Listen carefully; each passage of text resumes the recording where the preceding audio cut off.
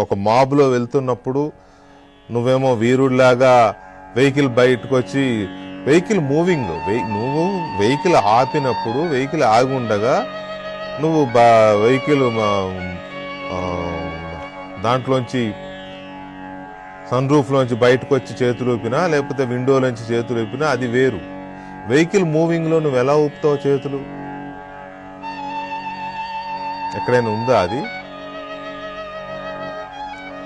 అదొక రకమైన సైకిక్ ఇది కాకపోతే నువ్వు సరైన నాయకుడు అయితే వెహికల్ ఆగి ఉన్నప్పుడు నువ్వు బయటకు వచ్చి చేతులు ఊపాలి.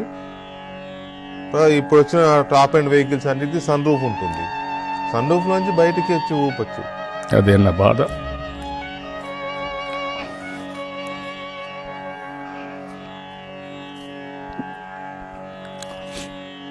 అదే నా ఆవేదన.